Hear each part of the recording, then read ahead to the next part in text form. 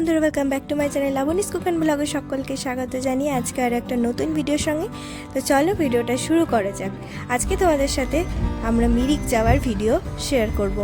তো রাত্রি 10টার সময় আমাদের ট্রেন ছিল দার্জিলিং মেল। তো সেটা ধরার জন্য বেরিয়ে পড়েছি। আর সেদিন এত পরিমাণে বৃষ্টি হচ্ছিল সন্ধেবেলায় যে বৃষ্টির মধ্যে আমাদেরকে বেরোতে হয়েছিল। তো তারপরে তো ট্রেন মোটামুটি উঠে গেছি ট্রেনে। তারপরে তো নিশ্চিন্ত, সারা রাত ধরে ভীষণ পরিমাণে বৃষ্টি হচ্ছিল। পরের দিন সকালবেলায় আমরা দার্জিলিং পৌঁছে গেছিলাম, মানে শিলিগুড়ি পৌঁছে গেছিলাম। তারপর শিলিগুড়ি থেকে গাড়ি করে আমরা এখন যাব মিরিকের উদ্দেশ্যে।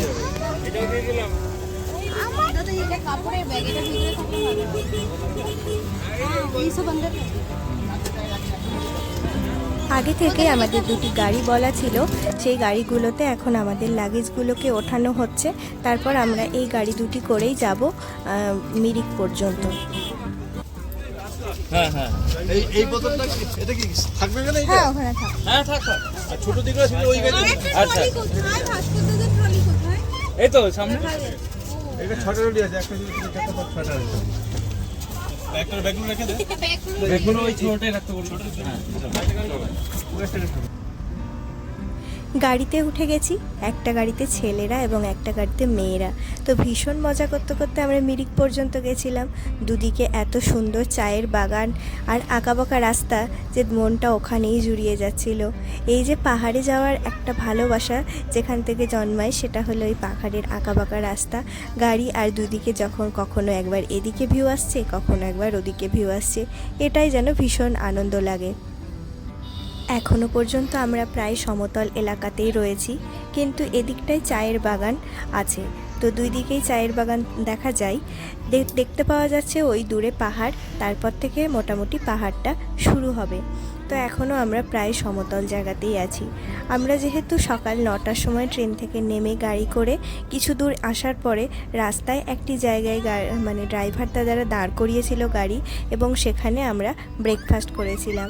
সেখানে খুব সুন্দর ব্রেকফাস্ট ছিল, রুটি সবজি এই সমস্ত ব্রেকফাস্ট করে আবার গাড়িতে উঠে আমরা আবার শুরু করেছি আমাদের যাতায়াত। গন্তব্যস্থল আমাদের মিরিক।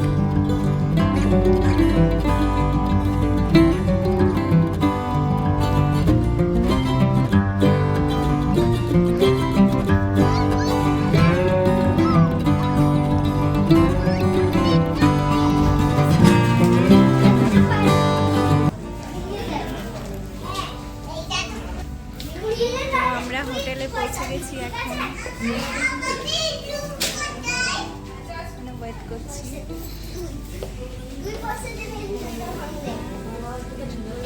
চলো রুমে যাওয়া যাক। রিসেপশনের কাজগুলি মিটিয়ে আমরা হোটেলের রুমে চলে এসেছি। হোটেলের রুমটা ঠিক এই রকম। হোটেলের স্টাফেরা আমাদের রুম দেখিয়ে গেলেন। প্রথমে একটি রুম পছন্দ হয়নি, তারপরে আমাদের এই রুমটি বেশ পছন্দ হয়েছে। এদিকটায় সুন্দর একটা রাস্তার ধারে জানালা, যেহেতু খোলামেলা হাওয়া বাতাস আসবে, আলো আসবে। এখানে একটি টিভি রয়েছে, আমার ছেলে তো এসেই টিভি দেখা শুরু করে দিয়েছে। একটি টেবিল রয়েছে, ইলেকট্রিক কেটেল, সমস্ত কিছুই ছিল। আর এদিকে একটি আলমারি রয়েছে। তো মোটামুটি হোটেলের রুমটা বেশ ভালোই ছিল। পায়খানা বাথরুমও মোটামুটি ক্লিন ছিল, ভালো ছিল। যে জিনিসটা এখানে পছন্দ হয়নি সেটা হলো এখানকার খাবারটা ভীষণ কস্টলি ছিল। আর তাছাড়া বাদবাকি তো ঠিকঠাকই ছিল। আর আমাদের যেটা সব থেকে বড় রুম নেওয়া হয়েছিল সেটা হলো এই রুমটি। আমাদের গ্রুপে যেহেতু 14-15 জন ছিল, সবাই মিলে বসে আর কি একটি জায়গায় বাচ্চা কাচ্চা নিয়ে যাতে আড্ডা দেওয়া যায়, তো সেই জন্য এই রুমটি নেওয়া হয়েছিল। সন্ধ্যাবেলা আমাদের স্ন্যাক্স চলে এসছে, ফিশ ফিঙ্গার আর কিছু চিপস টিপস, আরও বাচ্চারা এটা সেটা খাচ্ছিল। তো সেইগুলো দিয়ে আমাদের আর কি পার্টি টাটি হলো সন্ধ্যাবেলায়। তারপর আমরা যথারীতি খাওয়া দাওয়া করে তাড়াতাড়ি ঘুমিয়ে পড়েছিলাম। পরের দিন সকালবেলায় আমাদের বেরোনো রয়েছে। তো একেবারে পরের দিন সকালবেলায় তোমাদের সাথে গাড়িতে উঠে ভিডিওটা আবার শুরু করছি। তো পরের দিন সকালবেলায় ওয়েদারটা ভীষণ খারাপ ছিল। বর্ষাকালে আমরা পাহাড়ে গেছি, বর্ষাকালে তো বৃষ্টিটা স্বাভাবিকই। তো সেই কারণে প্রচণ্ড পরিমাণে বৃষ্টি হচ্ছিল। বৃষ্টিতে পাহাড়ের সৌন্দর্য যেমন অসম্ভব সুন্দর হয়ে ওঠে, তেমনি আরও একটা খারাপ দিকও হলো, ঘুরতে পারা যায় না বৃষ্টির মধ্যে। আর সেটাও একটা দুঃখের বিষয়, কিন্তু কি আর করা যাবে, আমরা তো এসেছি বর্ষাকালে। তো চা বাগান দেখতে দেখতে বেশ সুন্দর লাগছিল। আর সব থেকে বড় কথা, গ্রুপে গেলে ভীষণ মজা হয়, গল্প হয়। তো গাড়ির মধ্যে এই আর কি গল্প স্বল্প এটা সেটা চলছিল। তো চলো, আমাদের প্রথম ভিউ পয়েন্ট হলো গোপালধারা টি এস্টেট।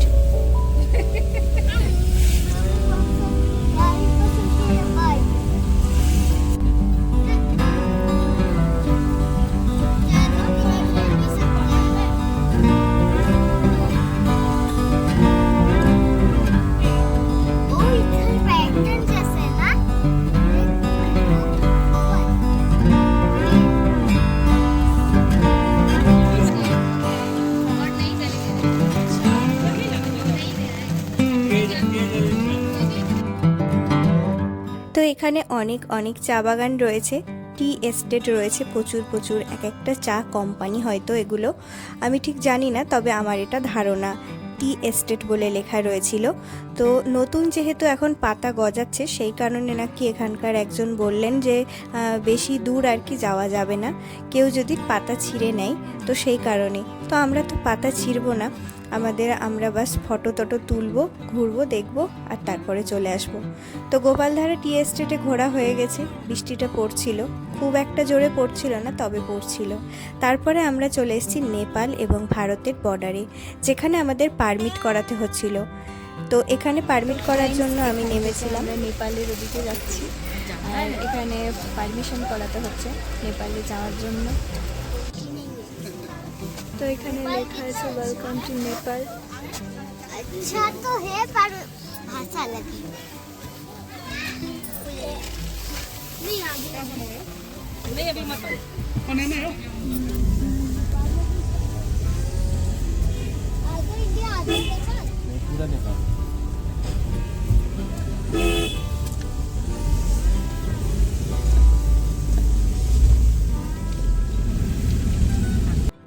নেপালে ঢুকেই আমাদের প্রথম একটি ভিউ পয়েন্ট ছিল, সেটা হলো বুদ্ধা পার্ক।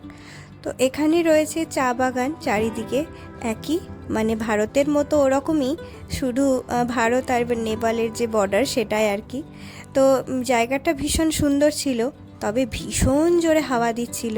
আমাদের ইন্ডিয়াতে যতটা না হাওয়া দিচ্ছিল, এখানে এসে যেন হাওয়ার প্রবলতাটা আরও বেশি বেড়ে গেছে। তো এই সিঁড়ি দিয়ে এখন উঠতে হবে ওই ওপরে। তোমরা দেখতে পেলে ওখানে একটি বুদ্ধার মূর্তি করা রয়েছে।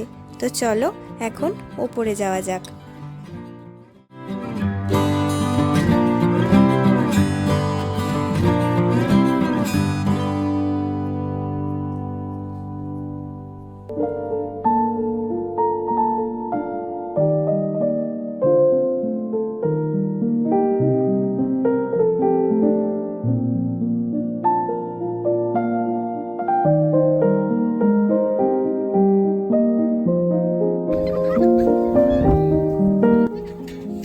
একদম আমরা ওপরে চলে এসেছি, এখানে কিছু নেই, জাস্ট এরকম বুদ্ধার একটা মূর্তি করা আছে। আর এখানে একটু ওপরে তো ভীষণ জোরে হাওয়া দিচ্ছিল, আর এদিকে একটা ব্রিজের মতো করা রয়েছে। ওপারের যে পাহাড় রয়েছে, দুটি পাহাড়ের মাঝখানের যে রাস্তাটা, তার ওপরে ঠিক ব্রিজটি রয়েছে। তো এই পাহাড় থেকে ওই পাহাড়ে আমরা ব্রিজের ওপর দিয়ে যাব। প্রথমে সবাই ভয় করছিল, তো তারপরে আস্তে আস্তে আবার সবাই এসেছি। ওপারে রয়েছে অনেক চায়ের বাগান, তো আমরা এই যে চায়ের বাগানের মধ্যে চলে এসেছি। সিঁড়ি দিয়ে আবার টপে যাওয়া যায়, ওই জায়গাটা হলো ভিউ পয়েন্ট। তো এখন যেহেতু ওয়েদারটা খারাপ রয়েছে, তো সেই কারণে এতটা ভালো ভিউ নেই। এখন আমরা এই চা বাগানের মধ্যে ঘুরলাম, এনজয় করলাম, ফটো তুললাম, তারপরে চলে এসেছিলাম নিচে।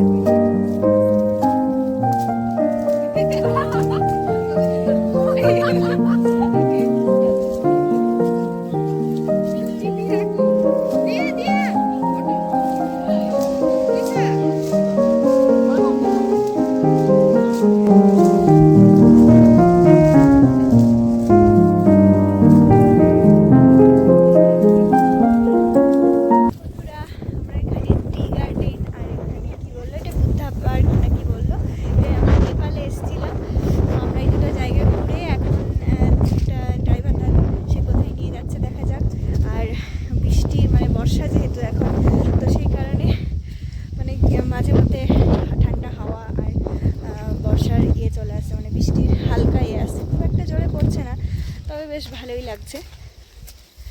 তো চলো।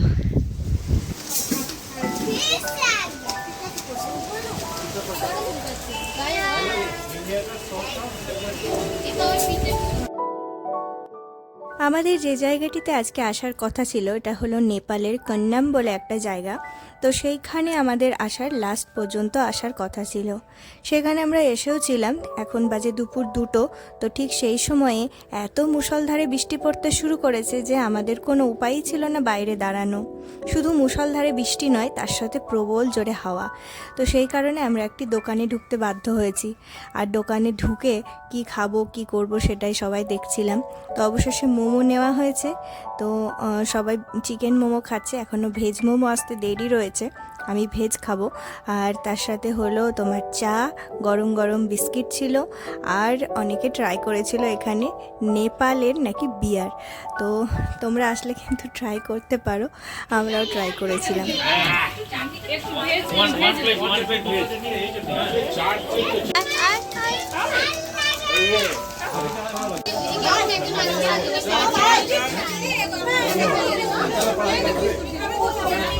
मैंने चाय लेगा चाय के साथ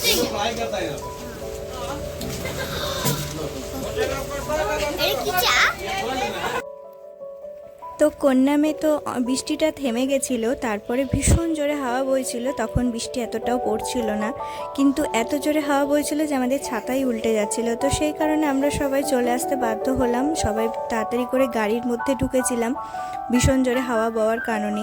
আর কেউ গেছিলো কন্যামের ভিউ পয়েন্টে, কিন্তু কোনো সেরকম ভিউ ছিল না, ওরা ছবি তুলে চলে এসেছিলো। তো আমরা এখন চলে এসেছি পশুপতি মার্কেটের আগে, গাড়ি দাঁড় করানো হয়েছে। আমরা এখন পশুপতি মার্কেটে যাব।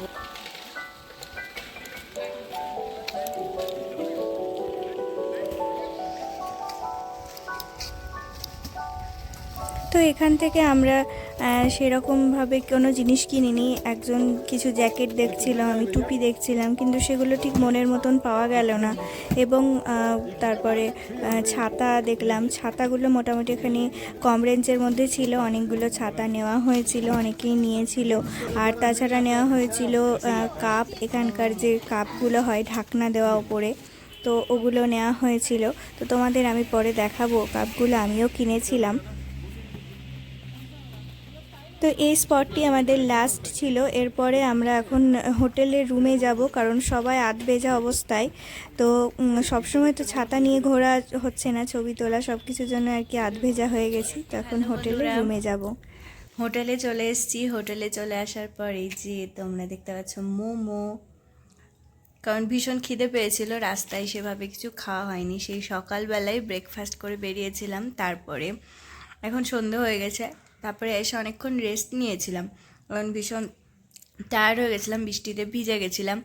তারপরে এখন এই যে মোমো খাচ্ছি। মোমোটা বেশ ভালো খেতে, এই লোকাল এই মার্কেট থেকে নিয়ে আসা হলো।